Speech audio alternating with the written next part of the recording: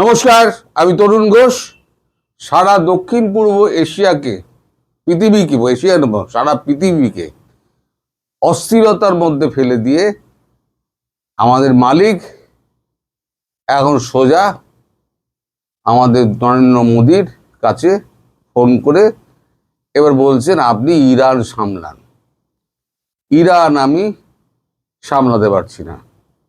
আমি দুপুরের ভিডিওতে আপনাদেরকে দেখিয়েছি যে কিভাবে নরেন্দ্র মোদীর কাছে সমস্ত ফোন টোনগুলো আসছে। আমি এক এক করে আপনাদের বলি। সেটা হচ্ছে যে কালকে নরেন্দ্র মোদীর সঙ্গে ফোন করা হয়েছে। ফোন করেছেন কে? ফোন করেছেন ডোনাল্ড ট্রাম্প।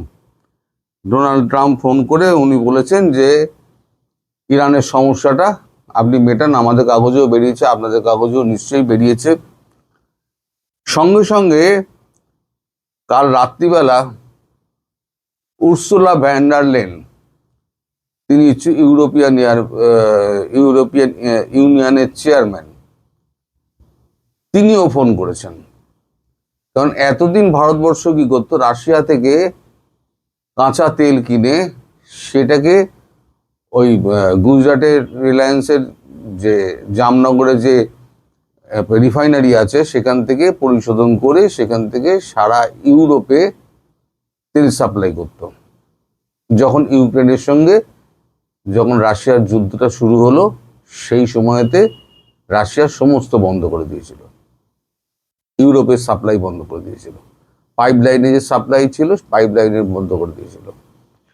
এখন উর্সুলা ভ্যান ডার লেনও কালকে ফোন করেছেন। ফোন করে বলছেন যে আমাদেরকে তেল এবং গ্যাস সাপ্লাই করুন। এখন ভারতের কাছে হয়ে গেছে উভয় সংকট।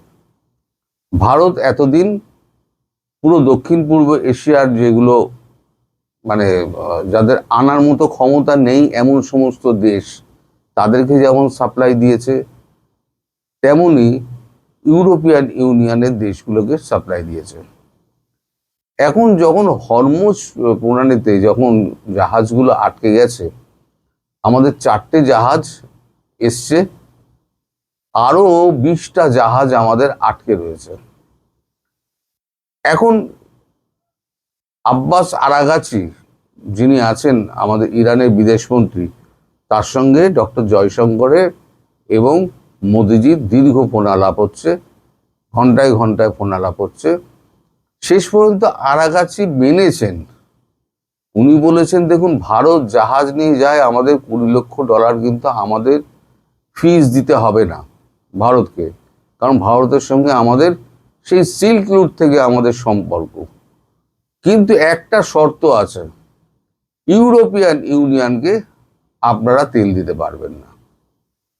এখন ইউরোপিয়ান ইউনিয়ন যেভাবে ধরে বসেছে, তাহলে পরে তো তাদেরকে তেল না দিলে তো পরে মুশকিল। এখন একমাত্র পথ হচ্ছে তাহলে রাশিয়া, কারণ রাশিয়া ইরানকে সমর্থন করে, প্রকাশ্যে বলেছে আমি সমর্থন করি। পুতিন বলে দিয়েছেন, আপনি যদি ইউক্রেনকে সমর্থন করতে পারেন, ট্রাম্পকে বলেছেন, তাহলে আমি কেন ইরানকে সমর্থন করব না? আপনি কারণ দেখান। কারণ আপনি তো আমার পেছনে লেগেছিলেন, তো ইউরোপিয়ান ইউনিয়নে অর্থ সাহায্য নিয়ে, আপনি অর্থ সাহায্য দিয়ে আপনি ইউক্রেনকে আমার পিছনে লাগিয়ে দিয়েছিলেন। এখন আপনি ভুগছেন, তাহলে আমি কেন ইরানকে সাহায্য করতে যাব না? আমিও ইরানকে সাহায্য করব। আপনার ক্ষমতা থাকলে আপনি আটকান। যত রকম ইরানকে সাহায্য করার সমস্ত ইরান করছে, এবং ব্যাকডোর চ্যানেলে কিছু কিছু চায়না করছে। এখন চায়না খুব চালাক, চায়না কখনো সামনাসামনি আসে না। এক্ষেত্রে একমাত্র পরম মিত্র হচ্ছে রাশিয়া। ফলে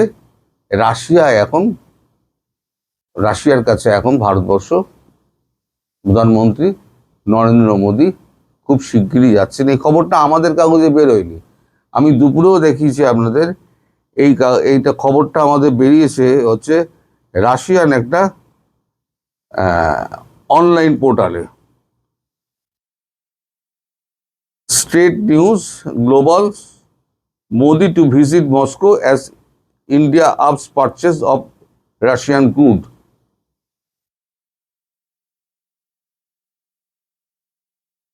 সেখানে তারা বলছে যে সমস্ত যত আমাদের যত তেলে সমৃদ্ধ যত আমাদের ছিল, আমাদের যত এগ্রিমেন্ট ছিল, সেই এগ্রিমেন্টগুলোকে আমরা আবার নতুন করে যাচাই বাছাই করে আমরা আবার এগ্রিমেন্টটা নতুন করে করবো, কি বলে, নতুন করে আমরা আবার তৈরি করব। তার জন্য নরেন্দ্র মোদী আপনি একবার আসুন রাশিয়াতে।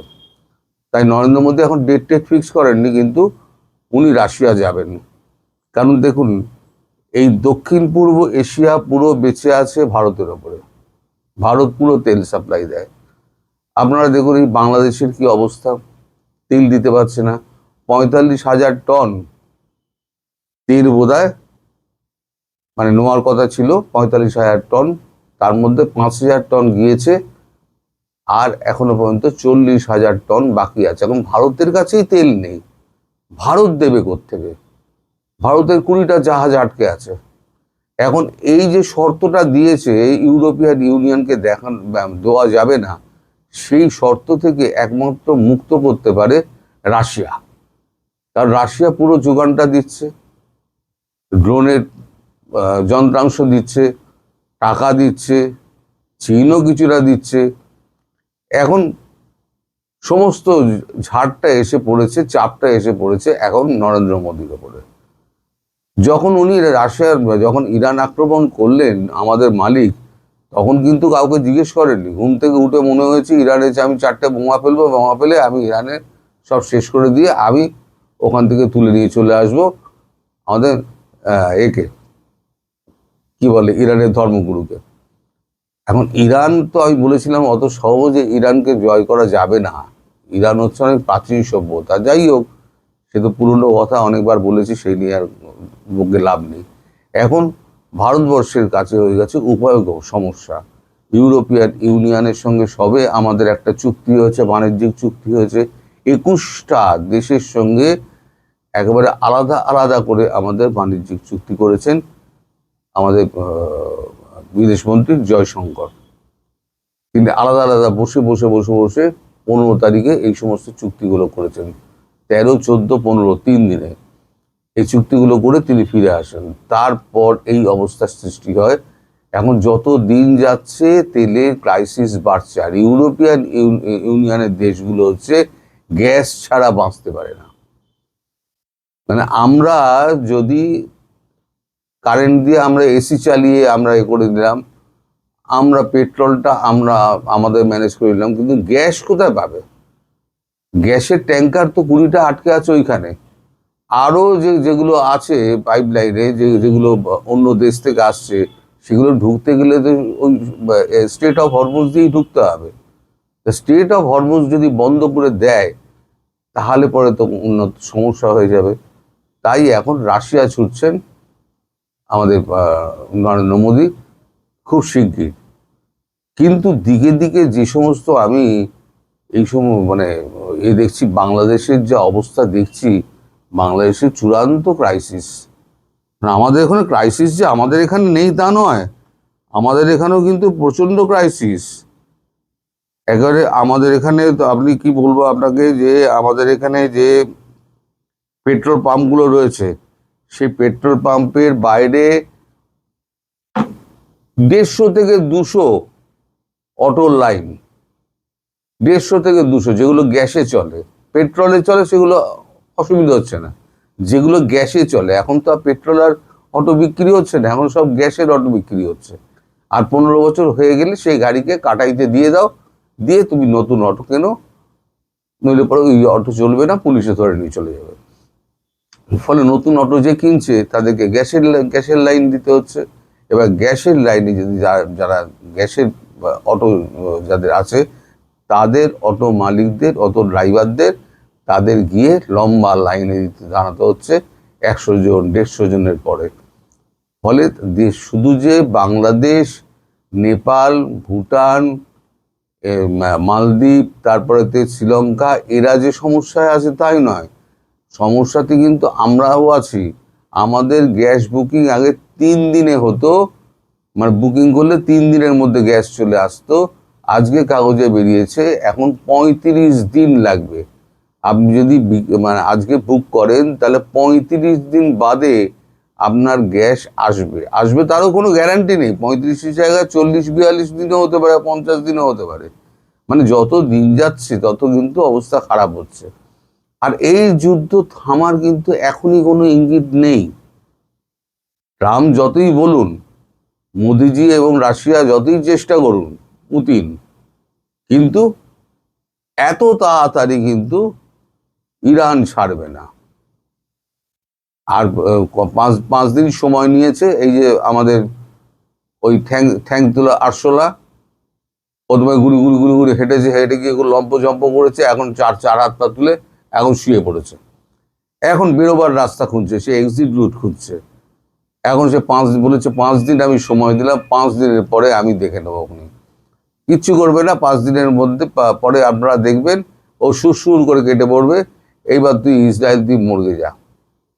ইউক্রেন কি করলো? ইউক্রেনকে বললো আমরা তো অস্ত্রশস্ত্র দিয়ে দিচ্ছি, তুমি নিজেরা লড়ো, ন্যাটোও যাবে না, কেউ যাবে না, নিজেরা লড়ো। এবার ইসরায়েলের ক্ষেত্রেও সেটা হবে। এখন কার কত ধ্বংস হয়েছে সেই ছবি কিন্তু পাওয়া যাচ্ছে না। সেই ছবি কিন্তু সব গোপন রাখা আছে। একটা ছবিও, তেল আবিবের একটা ছবি, ইসরায়েলের অন্যান্য অঞ্চলের একটা ছবিও কিন্তু এখনো পর্যন্ত প্রকাশ্যে আসেনি। যেমন কালকে একটা ছবি বেরিয়েছে, আমি সত্যি মিথ্যা আমি জানি না, টেক্সাসের একটা এতে নাকি বৃহৎ একটা তেল শোধনাগারে আমেরিকার, সেখানে নাকি একটা ড্রোন মেরেছে। কে মেরেছে এখন? হুতি মেরেছে না হিজবুল্লাহ মেরেছে? ইরানে তো অত দূরে ড্রোন তো যাবে না।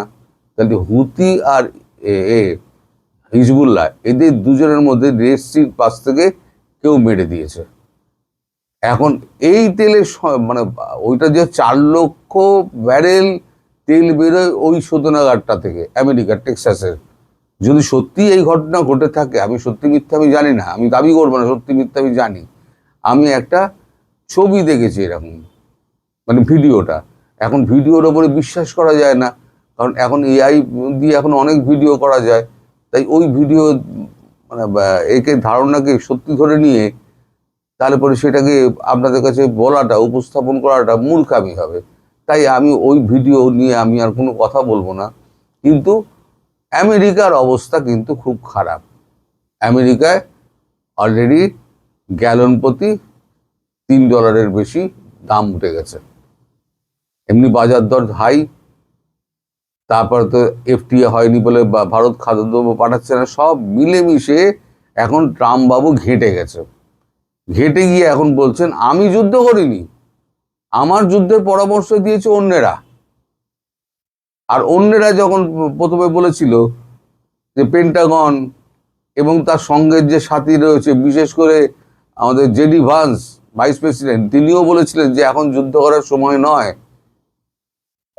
সিআইএর কর্তা তুলসী গ্যাবার্ড, তিনিও বলেছিলেন এখন যুদ্ধ করার সময় নয়, এখন যুদ্ধ করলে আপনি বিপদে পড়ে যাবেন। উনি মালিক তো মেরে দিয়েছেন। মালিক মেরে দিয়ে এখন মালিক বিপদে পড়ে গেছেন। এখন মোদি শরণং গচ্ছামি করে মোদিকে ফোন করে দিয়েছেন, আপনি এবার একটু দেখুন যদি ইরানের সমস্যাটা মেটানো যায়। তাই এখন মোদির ওপরে খুব চাপ। কিন্তু যদি 2-1টা ট্যাঙ্কার আসে তাহলে পরে এই পার্শ্ববর্তী রাষ্ট্রগুলো অল্প অল্প করে কিছুটা তেল হলেও পেতে পারে আর কি। মানে আমাদের তেল আছে, গ্যাসের সমস্যা। গ্যাসের 20টা জাহাজ ওখানে, 14টা জাহাজ, আর তেলের 6টা জাহাজ ওখানে আটকে আছে। তা গ্যাসের 14টা জাহাজ আর তেলের 6টা জাহাজ যদি বার করে নিয়ে আসতে পারে তাহলে অনেকটা সমাধান আমরা করে ফেলবো। সেখানে পার্শ্ববর্তী রাষ্ট্রগুলো অল্প অল্প করে হলেও পেতে পারে। ফলে আপনারা একটু অপেক্ষা করতে হবে। আপনারা যারা বাংলাদেশে আছেন বা পার্শ্ববর্তী রাষ্ট্রগুলোতে আছেন, আপনাদের একটু অপেক্ষা করতে হবে। একটুখানি ভোগান্তি আপনাদের, দেখুন ভোগান্তি তো সকলের হচ্ছে, ভোগান্তি কেবল আপনাদের হচ্ছে না, আমাদেরও হচ্ছে। এই সারা বিশ্বের লোকের ভোগান্তি। এই কারণটা হচ্ছে গিয়ে এই ট্রাম্প বাবু। সাদে আমি বলি মালিক পাগলা, যা খুশি তাই করে বেড়াচ্ছে। তো যাই হোক, আমার ভিডিওটা করার উদ্দেশ্য একটাই, সেটা হচ্ছে আপনারা অধৈর্য হবেন না।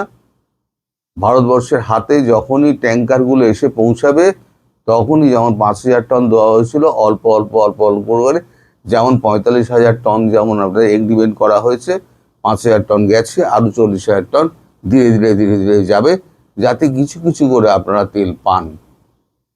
এইটা জানানোর জন্যই আপনাদের কাছে আসা।